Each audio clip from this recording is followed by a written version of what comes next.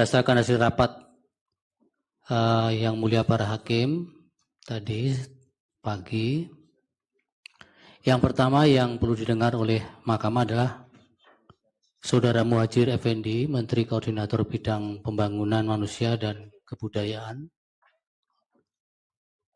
Republik Indonesia.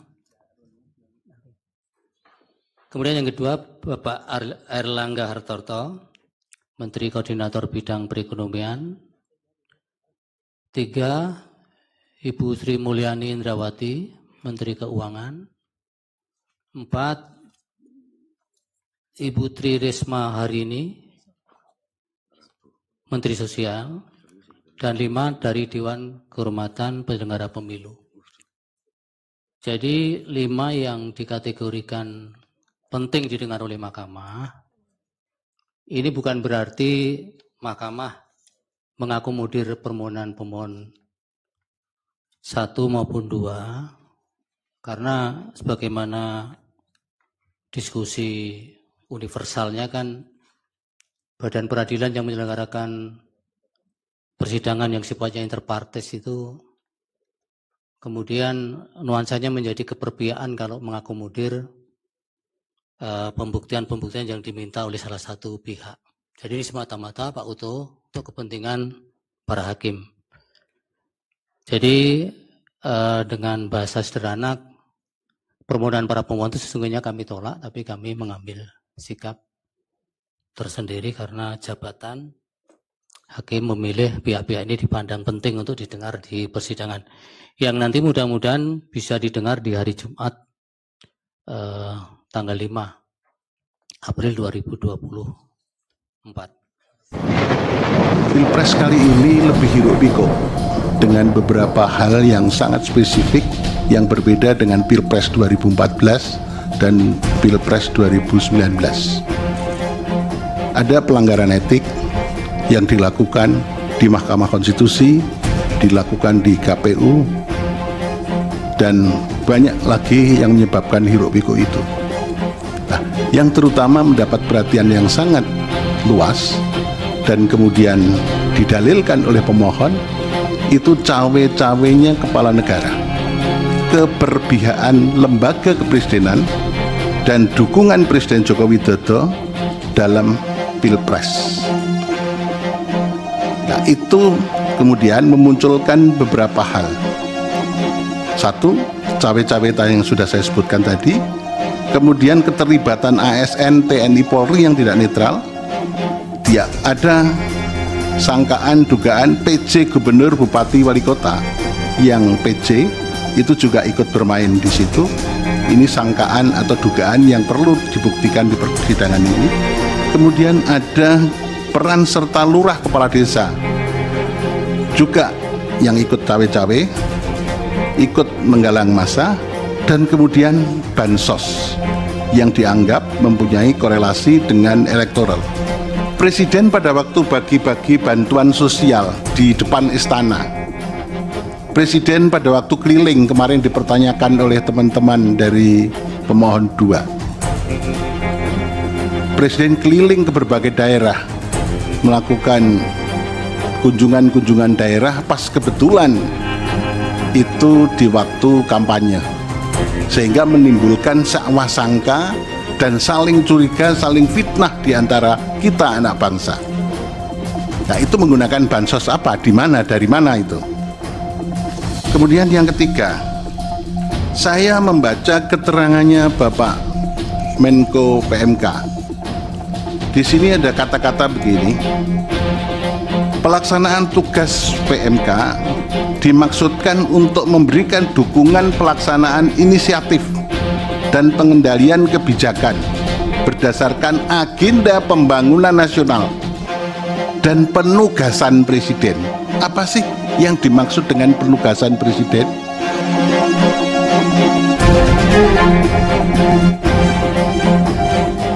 Apakah penugasan-penugasan tertentu karena Presiden juga cawe-cawe itu? Karena kalau saya membaca sebetulnya agenda pembangunan nasional itu sudah termasuk Presiden itu akan menugaskan apa ya tak ada di situ. Tapi kok ada frasa yang khusus penugasan Presiden?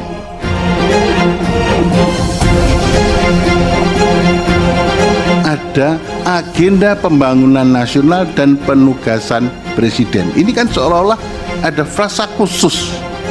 Presiden punya misi tertentu, visi tertentu untuk melaksanakan apa ini biasanya dilakukan.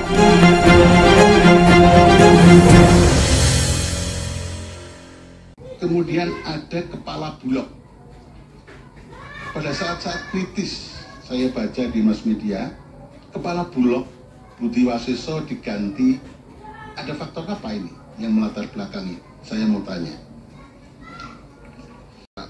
Ibu Menteri Sosial, Presiden pada waktu bagi-bagi bantuan sosial di depan istana, Presiden pada waktu keliling kemarin dipertanyakan oleh teman-teman dari pemohon 2.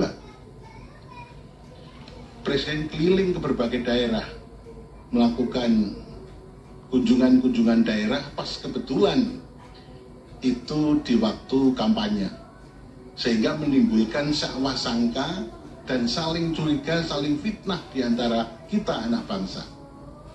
Nah, itu menggunakan apa, di mana, dari mana itu?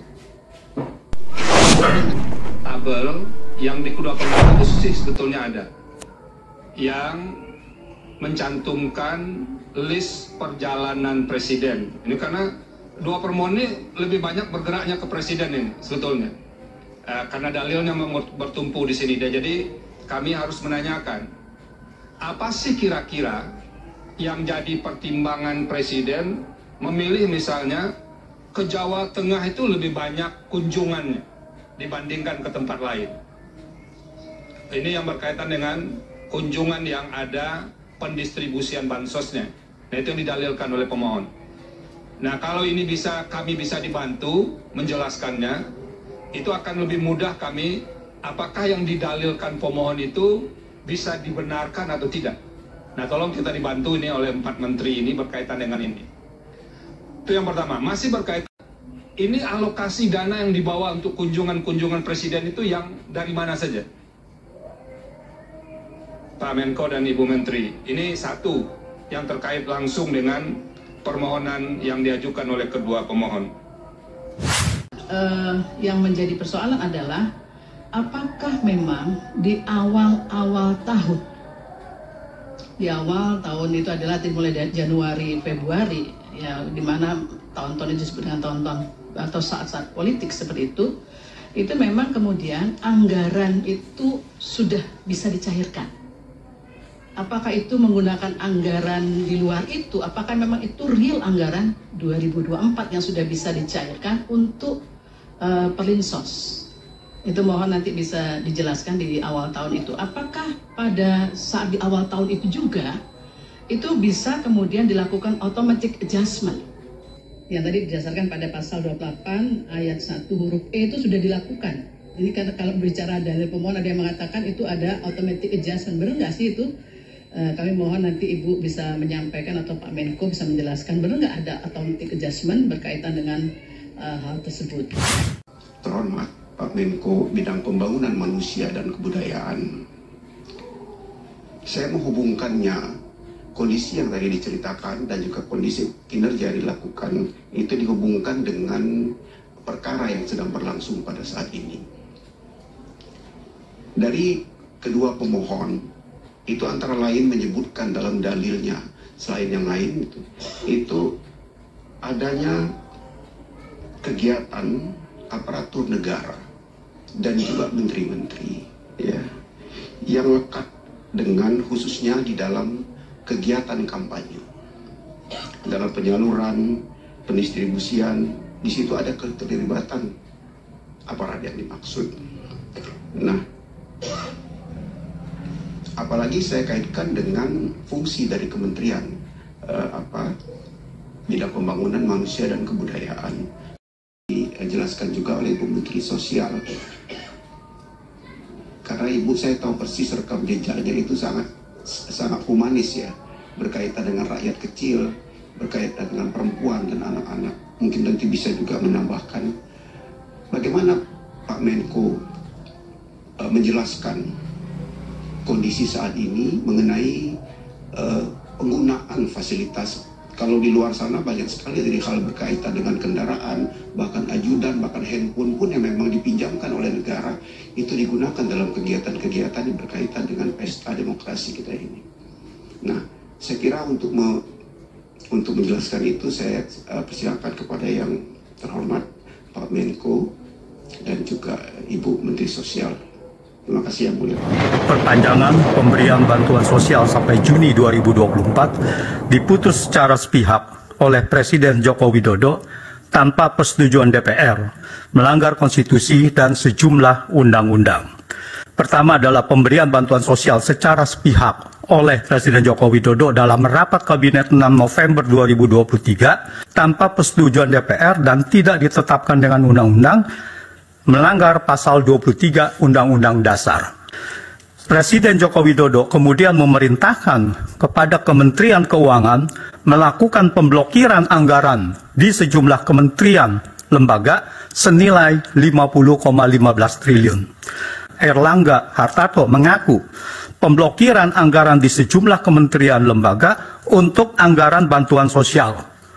Pemberian bantuan sosial sepihak oleh Presiden Joko Widodo tanpa persetujuan DPR dan tidak ditetapkan dengan undang-undang juga melanggar pasal 1 angka 7, pasal 5 ayat 4, pasal 11 Undang-Undang nomor 17 tahun 2003 tentang keuangan negara. Menurut pasal 34 Undang-Undang Keuangan Negara, setiap pihak termasuk Presiden yang terbukti melakukan penyimpangan kebijakan yang telah ditetapkan dalam Undang-Undang tentang APBN diancam dengan pidana penjara dan denda sesuai dengan ketentuan Undang-Undang. Penyimpangan kebijakan APBN 2024 dengan memperpanjang bantuan sosial tanpa persetujuan DPR, tanpa ditetapkan dengan undang-undang, masuk kategori tindak pidana korupsi seperti dimaksud pasal 3 ayat 1 Undang-Undang nomor 31 tahun 1099 tentang pemberantasan tindak pidana korupsi yang berbunyi, setiap orang yang dengan tujuan menguntungkan diri sendiri atau orang lain atau suatu korporasi menyalahgunakan kewenangan, kesempatan, atau sarana yang ada padanya karena jabatan dan kedudukan yang dapat merugikan keuangan negara dan atau perekonomian negara, dipidana dengan pidana penjara seumur hidup atau pidana penjara paling singkat 1 tahun dan paling lama 20 tahun. Keputusan Presiden Joko Widodo memperpanjang bantuan sosial sampai Juni 2024 secara sepihak, mengubah APBN 2024 tanpa persetujuan DPR, tidak ditetapkan dengan undang-undang, dan perintah pemblokiran anggaran kementerian lembaga yang sudah disetujui DPR dalam Undang-Undang APBN tahun anggaran 2024 merupakan bentuk nyata penyalahgunaan wewenang jabatan Presiden dengan tujuan menguntungkan Gibran. Presiden pada waktu bagi-bagi bantuan sosial di depan istana, nah itu menggunakan bansos apa? Di mana? Dari mana itu? Bahwa bansos di Kementerian Sosial itu bentuknya cash transfer. Jadi tidak ada dalam bentuk natura atau barang. Jadi semua transfer ke rekening penerima manfaat 100%. Kecuali respon kasus. Jadi ada yang sakit, ada yang disabilitas butuh bantuan, dan itu dia belum menerima bantuan sama sekali, baru kita bentukkan macam-macam, mungkin nanti bisa saya tunjukkan fotonya. Seperti itu. Jadi kalau untuk reguler kami 100% menggunakan transfer ke rekening PM. Seperti itu. Jadi tidak ada dalam bentuk barang atau natura. Anggaran tahun yang akan berjalan tahun berikutnya. Ya. Untuk El Nino itu Kemensos apakah itu memang kebijakan tersendiri ataukah itu harus diusulkan juga dari kementerian terkait termasuk kami nggak berani mengusulkan Pak. Bapak, termasuk yang tahun-tahun sebelumnya? Iya, kami nggak berani mengusulkan karena kami kan nggak tahu ke kondisi keuangan apakah bisa apa enggak. Kami nggak berani. Biasanya diadakan rapat, kemudian disepakati apa begitu. Karena kami tidak berani, karena kan kami tidak tahu ya, makro kondisi ya, sudah, makro artinya masalahnya. Ibu tidak mengusulkan ya? Ya, tidak ada mengusulkan. Bu Menteri Keuangan ada tambahan? Jadi tadi yang disampaikan oleh Ibu Mensos dengan 2023 yang tadi masih ada penataan kembali data maupun penyalurannya dengan perbankan maupun pos, memang realisasi Januari Februari hanya kurang dari 1 triliun.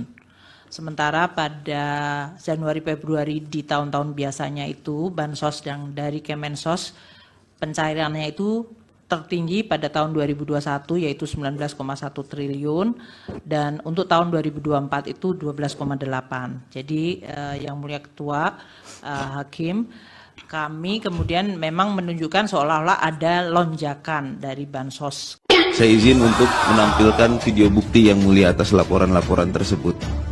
Yang pertama mohon ditampilkan. Yang mulia kami keberatan. Ini kan yang memberikan kesaksian kan adalah dari pihak Bawaslu. Pembuktian bukan ada pada sebentar. Izin. Ini buktinya ada nggak diserahkan ke Iya, mahkamah? yang mulia. Nomor Ini berapa? kita mau Bukan bukti, Anda nomor berapa di mahkamah? P98, P99, P102 dan P103. Ya, silakan. Diputar.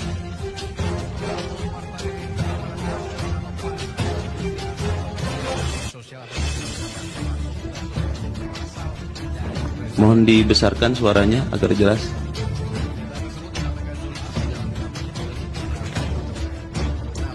Ini kejadiannya di Kendal yang mulia, Jawa Tengah. Ya sudah bisa ditangkap itu. Oke, kami ingin menanyakan Matikan. kepada saksi yang di Jawa Tengah yang mulia. Ya, Apakah ini dijadikan temuan oleh Bawaslu Jawa Tengah? Kalau matikan memang dulu itu videonya. Oke, tanya ke Bawaslu Jawa Tengah. kepada Bawaslu Jawa Tengah, apakah video tersebut sudah dijadikan temuan? Karena sudah Ya, naik ke nanti media. dikumpulkan ya, nanti dijawabnya jadi satu. Oke, selanjutnya tambahan mulia, ada video juga dari Jakarta Pisangan pembagian bansos di malam hari. Nggak berapa? P105 dan P106 yang mulia. Mengenai apa? Pembagian bansos di malam hari di Jakarta, daerah Pisangan, Jakarta Selatan yang Oke, mulia. sudah. Kiriman dari masyarakat yang mulia.